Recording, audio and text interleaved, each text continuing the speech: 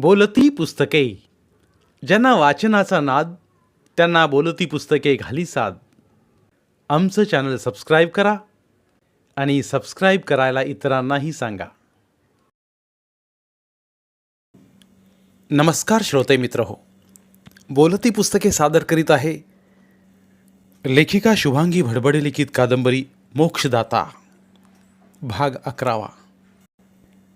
मध्यरात्रीची नीरव निस्तब्ध शांतता. आकाश मध्यावरचा 16 कलांनी संपूर्ण चंद्रगंगेच्या शांत लहरी लहरीतून प्रकाशित झाला होता. वातावरणात सुखद गारवा होता. दयारामला आश्रमात ठेवून शिवा एकटाच हरिश्चंद्र घाटावरच्या महास्मशानाच्या 50-60 पायऱ्या उतरून गंगा तीरावर आला होता. एरवी दिवसा देह जळताना दिसणारं अग्नीचं रूप आणि आता केशरी रंगाच्या त्या ज्वाळाने सजलेलं रूप मनाला मोहवत होतं. खरं तर दिवसभरात आलेले अनेक बेवारस देह दिवसभराच्या गर्दीत मागे राहत होते.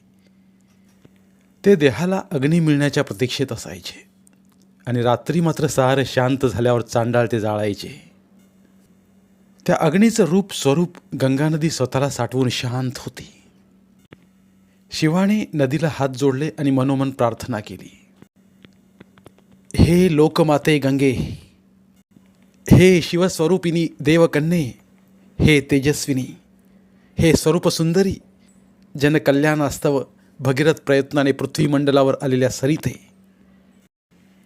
हे मोक्षदायिनी, हे कलकल निनादिनी, हे सजीवांचं रूपलावण्य आणि निर्जीवांचं मोक्षस्थान असलेल्या हे जलवाहिनी, तुला माझे कोटी कोटी प्रणाम.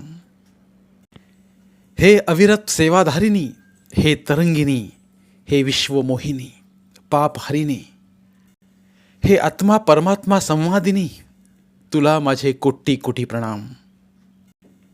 शिवा स्वतःच चमकला. हे शब्द आले कुठून? आपण स्मशानवासी, चांडाळ, समाज बहिष्कृत, हे शब्द आपल्या मुखातून खरोखरीच प्रगटले का? ह्या गंगा नदीच्या परिसराचा हा प्रभाव असावा का? आपण असं बोलू शकतो का? नाही नाही, कदापि नाही. ही तर देववाणी आपल्या मुखातून प्रगटलेली, ही वाग्देवतेची असीम कृपा झालेली. त्याचं मन भरून आलं. संपूर्ण परिसर चंदेरी प्रकाशात चमचमत होता. डोळ्यात न मावणारं गंगेचं विशाल स्वरूप तो पाहत होता. हिमालयापासून निरनिराळी रूपं, निरनिराळी नावं घेत खळाळत येणारी गंगा इथे प्रौढ प्रगल्भ लोकमाता झाली होती. कितीतरी वेळ तो हात जोडून उभा होता. अनेक नावा तिथे बांधलेल्या होत्या. त्या मनकर्णिका घाटावर जायचं होतं, पण नाव चालवणारा कुणीही दिसत नव्हता. आणि दूर काशी विश्वेश्वराच्या मंदिराचा कळस दिसत होता. इतकं पोहून जाणं त्याला कठीण वाटू लागलं, पण दर्शन घ्यायचा अनावर मोह त्याला होता. तो घाटावरच्या पायरीवर बसला. कुणीतरी येईल याची वाट पाहत, आणि पाहता पाहता त्याच्या डोळ्यासमोर शिवशंकराची विशाल प्रतिमा उभी झाली. कधीही प्रत्यक्ष न पाहिलेला, अनुभव न घेतलेला हिमालय तो आता चढू लागला होता. खुणावत होती ती आकाशाला स्पर्श करणारी नितांत सुंदर शिवशंकराची प्रतिमा. पावलाखाली बर्फ होता. चढणं अशक्य होत होतं. त्याचं शरीर गोठत होतं, बधीर होत होतं. शरीर मनाच्या संवेदनाही बधीर होत होत्या. तरीही मोह होता चढण्याचा. आता मात्र त्याची पावलं अधिकच बधीर झाली. तेव्हा शिवशंकराने आपला हात लांब केला. तो हात त्याच्यापर्यंत पोहोचला. त्याने आपल्या सुदृढ हाताने शिवाला उचलून घेतलं. शिवाचा बधीरपणा संपला. संवेदना जागृत झाल्या. शिवा, झालास ना जागृत? माझं स्मरण का करत होतास? मी जोवर स्वतः आमंत्रित करत नाही तोवर हिमालयाची मृत्यूकडे म्हणजे माझ्यापर्यंत येणारी चढण का चढत होतास?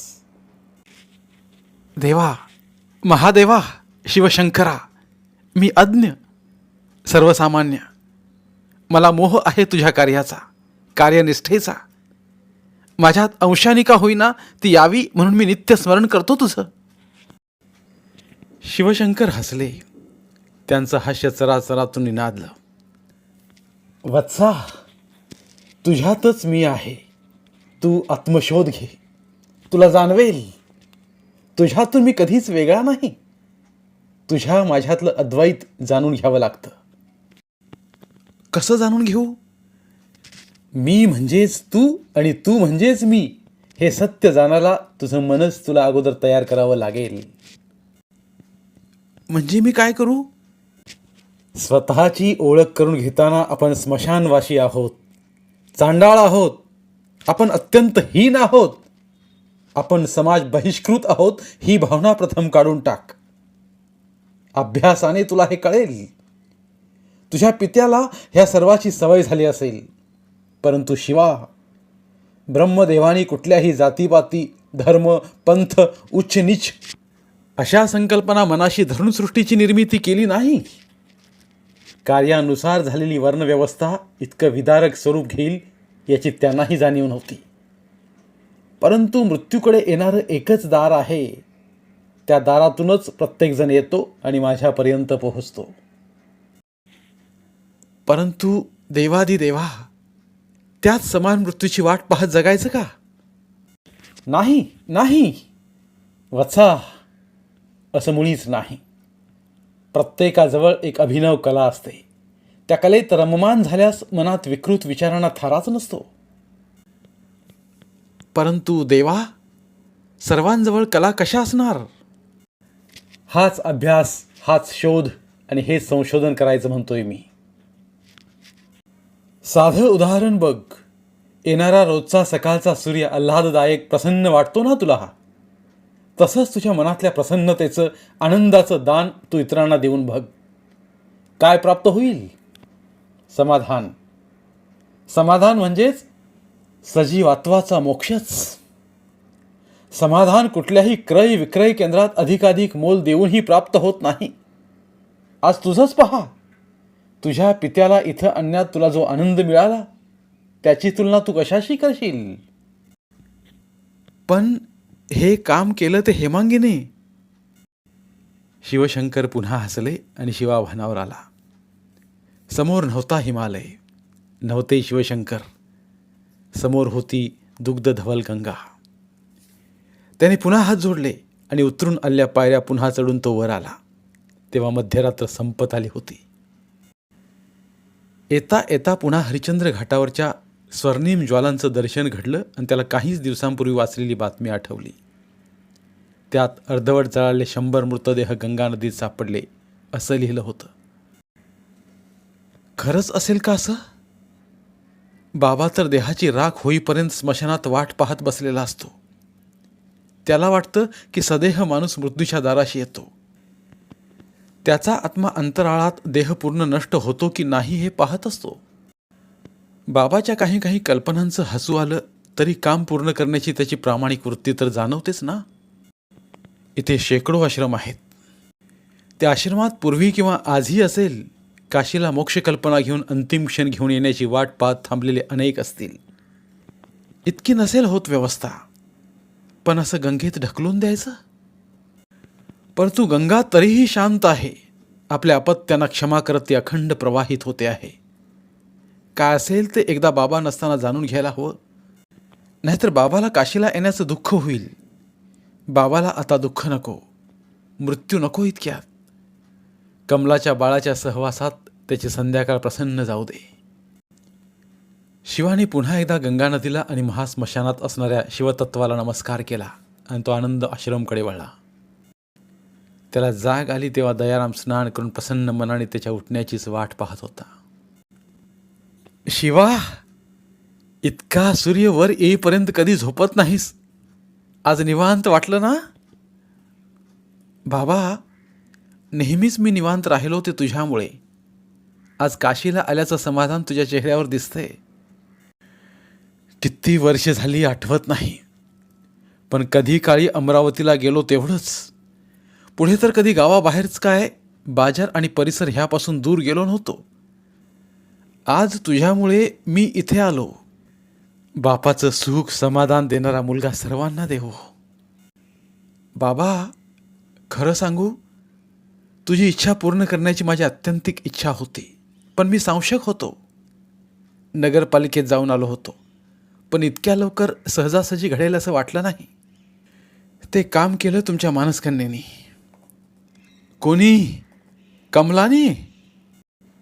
कमलाच्या अगोदर तुमची एक धर्मकन्या होती ना, मेनकेचं सौंदर्य वैभव घेऊन शकुंतलेनी कण्वमुनींच्या आश्रमात यावं तसं ती वैभवाची सम्राज्ञी तुमच्याकडे आली ना.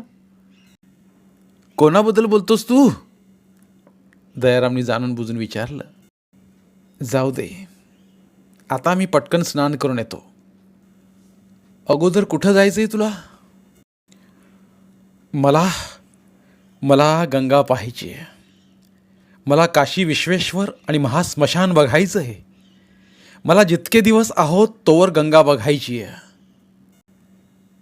अरे पण बाबा, सारं एकाच वेळी तर बघता येणार नाही. एका दिवसात बघता येईल, पण पहिल्यांदा कुठे जायचं? गंगा. मला गंगेवर जायचं आहे. चल मग. नाही नाही, तसा कसा येऊ? मी स्नान करून येतो. गंगा पवित्र आहे. मीही मन आणि देह पवित्र घेऊनच जाणार आहे. वेडा आहे शिवा तू. लाखो लोकांचं पाप नष्ट करणारी गंगा अपवित्र कशी होईल? ती तर अपवित्र्याला पवित्र करते. बाबा, पवित्र असणाऱ्यांचं ती मनातून स्वागतच करील ना. चल पुढे. मी आलोच. या समोरच्या रस्त्याने सरळ चालत राहा. गंगा तुला भेटेल. शिवा स्नानगृहात गेला आणि दयाराम लगबगीने आश्रमाबाहेर पडला. कितीतरी दिवसांनी त्याला खूप हलकं, मोकळं आणि प्रसन्न वाटत होतं. पण आश्रमाबाहेरच्या मेन रोडवरची गर्दी पाहून तो भांबावला. एवढ्या गर्दीच्या रस्त्याची कधी सवयच नव्हती त्याला. तो परत येऊन आपल्या पलंगावर बसला.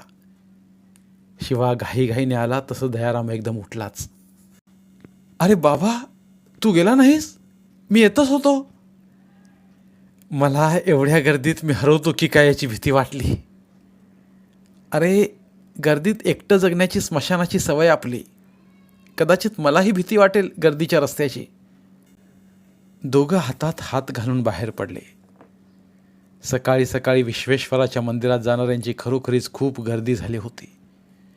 फुलांची दुकानं फुललेली होती. शिवाय जागोजागी वेगवेगळ्या देवतांचीही मंदिरं होती. लोक मंदिरात जात होते, येत होते. साऱ्या वाटा फुललेल्या होत्या. बाबा, आपण घाटाच्या पायऱ्या उतरून 80 घाटकडून मनकर्णिका घाटावर जाऊ. म्हणजे मागच्या बाजूने जाऊ. तुला गर्दीचा मग एवढा त्रास होणार नाही. नाहीतर आपण रिक्षा करू. बोलता बोलता त्याने ऑटो रिक्षाला हात केला. रिक्षा थांबला तसा दयाराम बसला. आयुष्यात ऑटोत बसण्याचीही कधी वेळ आली नव्हती.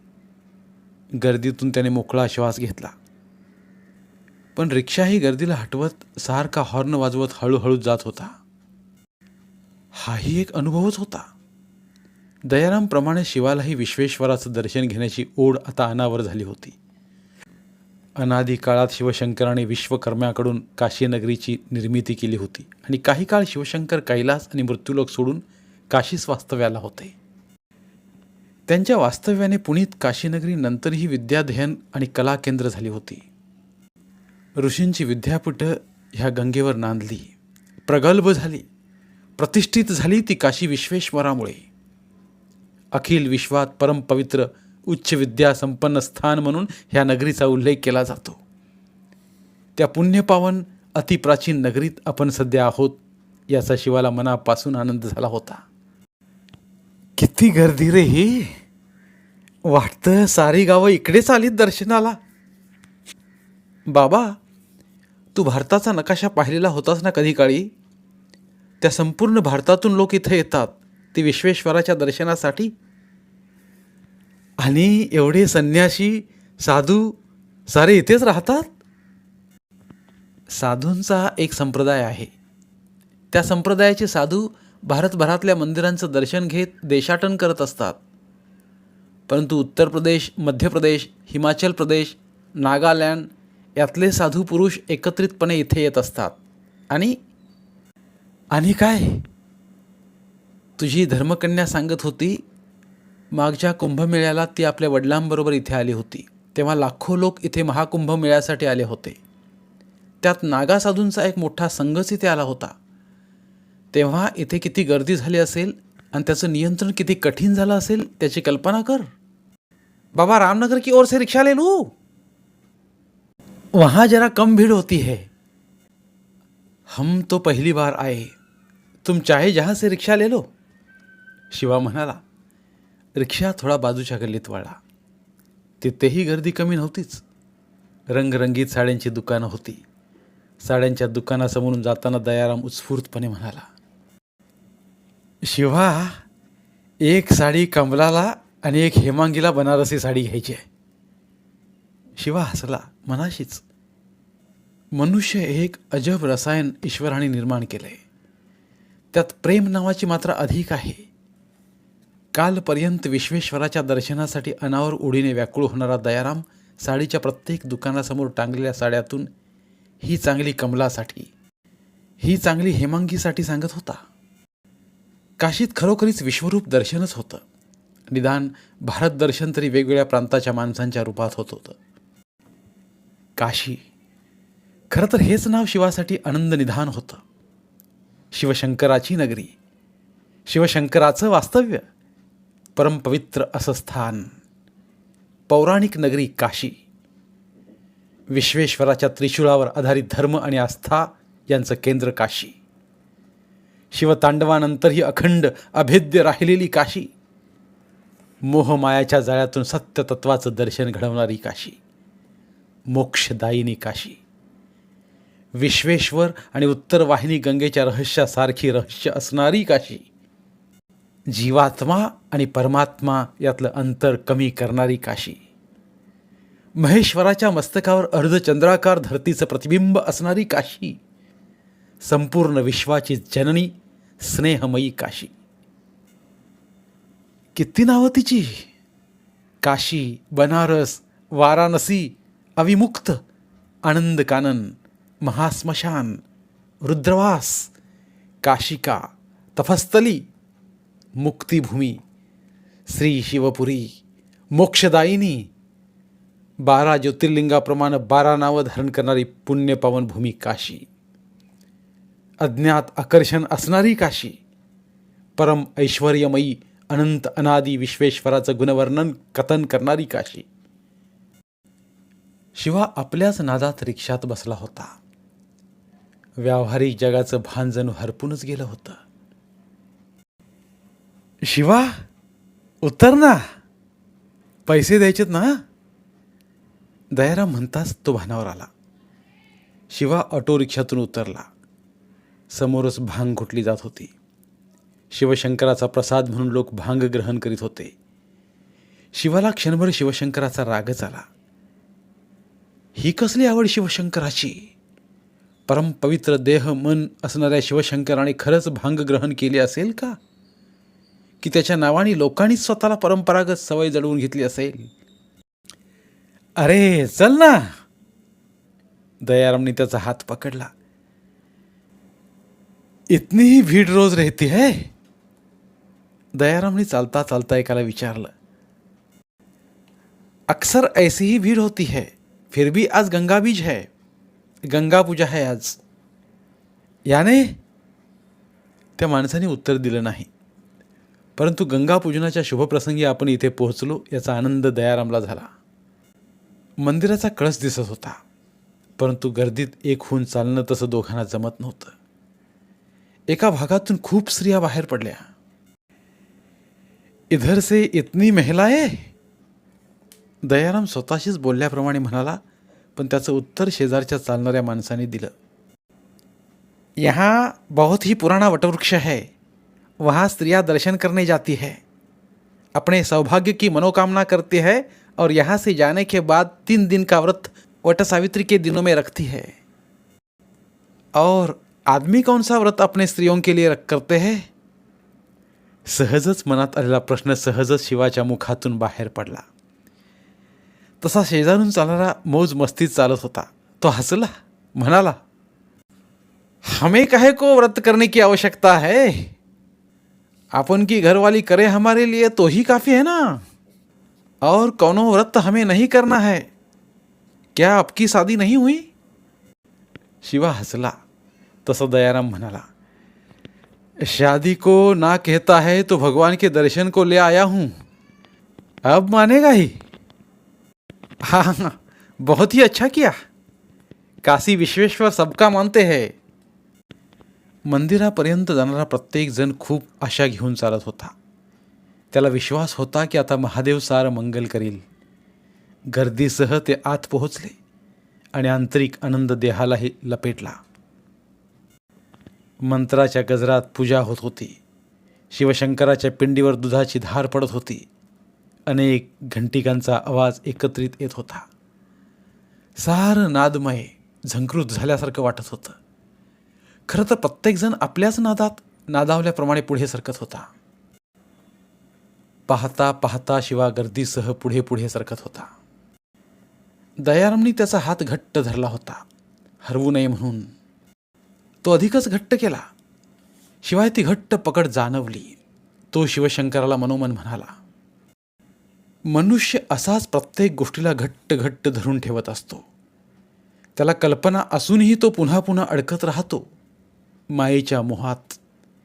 मी ह्याहून वेगळा नाही, पण निदान मला सारं दिसतंय. शिवा, सत्य आहे. मी शिव, साकार निराकार सर्वव्यापी सत्य आणि द्वैतरहित परब्रह्म स्वरूप आहे. परम ज्योती स्वरूप मीच प्रत्येकाच्या चैतन्यात वास करतो. जीव आणि शिव एकाकार करणारा मीच आहे. मी सर्वात असूनही दुरस्थ आहे.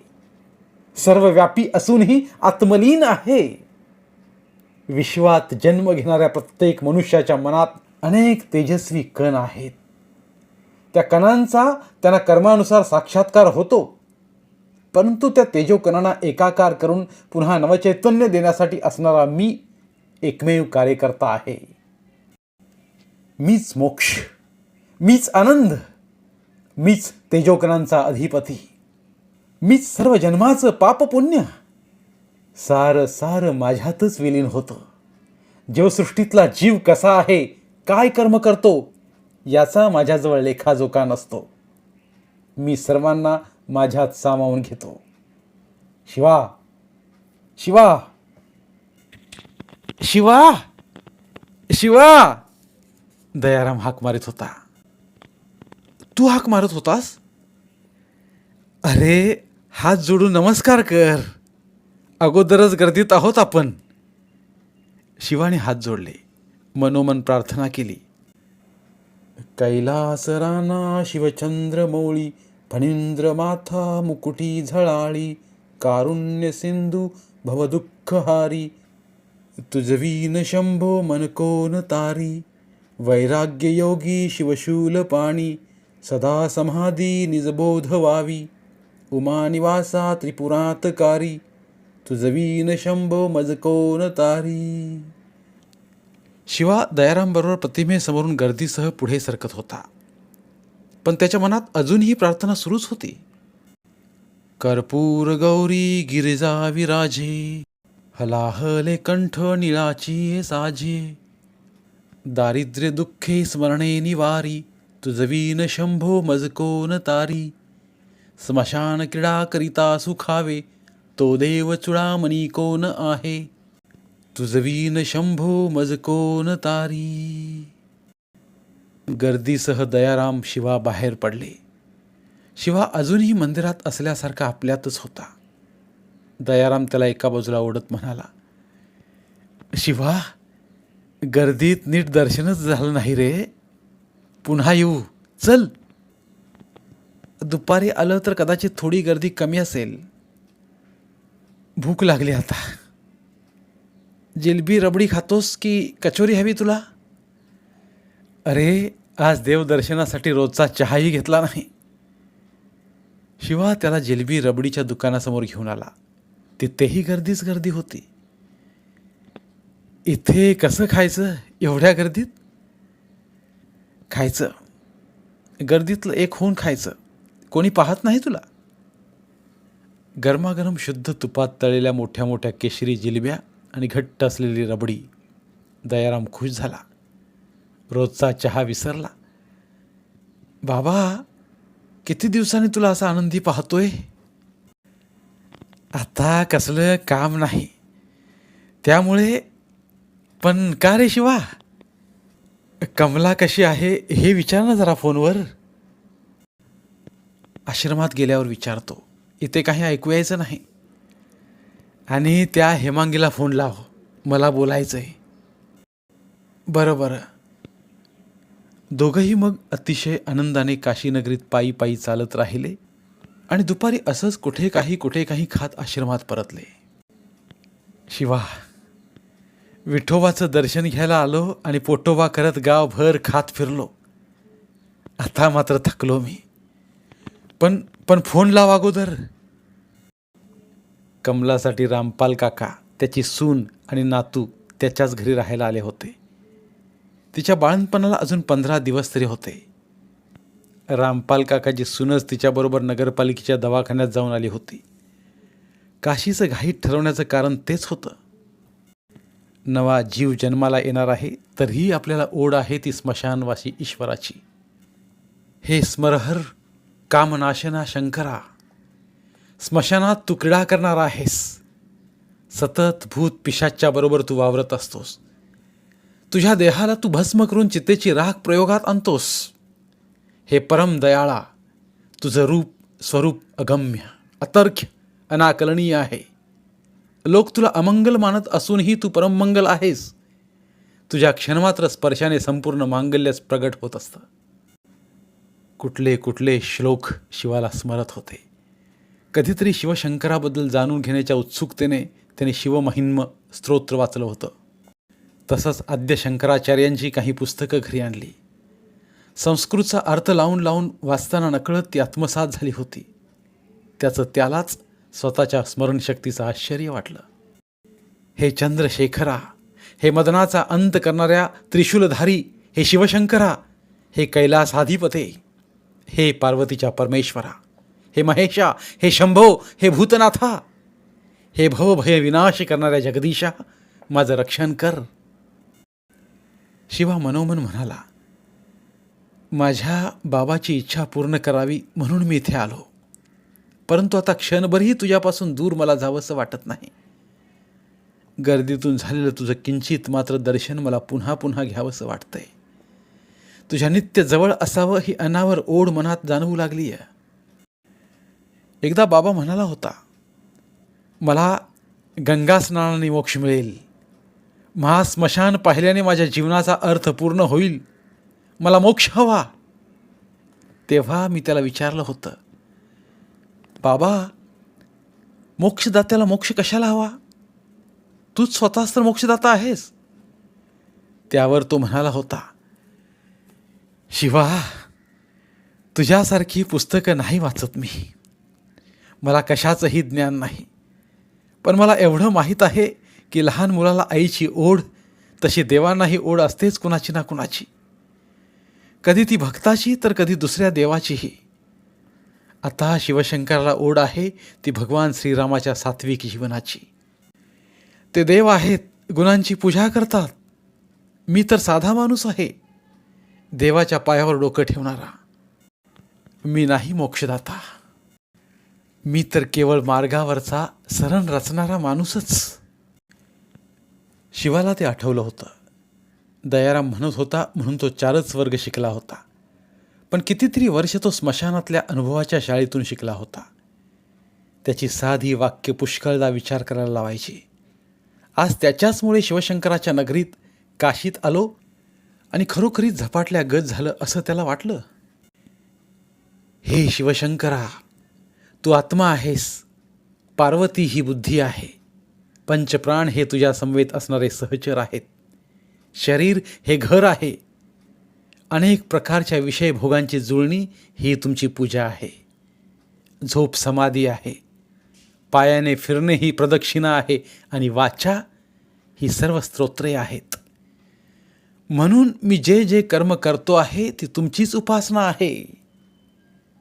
कुठला तरी श्लोक त्याला आठवला होता. कधीही शब्द पाठ न करता मनात रुजलेले शब्द अनायास बाहेर येत होते. दोघेही आश्रमात आले. दयाराम चालून चालून थकला होता. येताना शिवाने ऑटो रिक्षाबद्दल म्हटलं नव्हतं आणि त्यानेही विचारलं नव्हतं. ह्या क्षणी त्याला दयारामबद्दल वाईट वाटलं आणि स्वतःच हरवून जाण्याच्या त्याच्या स्वभावाचा त्याला रागही आला. शिवा, शिवा, रामपाला फोन लावतोस का? शिवानी मोबाईलवर नंबर लावून मोबाईल त्याच्या हाती दिला. दयाराम रामपालजी बोलत होता. काय काय पाहिलं ह्याचं रसभरीत वर्णन करीत होता. बाबा, कमलाविषयी तरी विचार. अरे हो, विचारतो. त्याने मग तितकाच वेळ कमलाविषयी विचारलं. तेव्हा शिवानी त्याच्या हातातून मोबाईल घेतला. आनंदाचं मोल वृक्ष व्यवहारात कुठे मोजायचं? शिवा, हेमांगीला फोन कर ना. आज असू दे, उद्या करू. नाही रे, आजच करायला हवा फोन. तिने आपल्यासाठी एवढं केलं ना. इतका वेळ दयाराम बोलत होता. मोबाईलचं बिल वाढलंच होतं.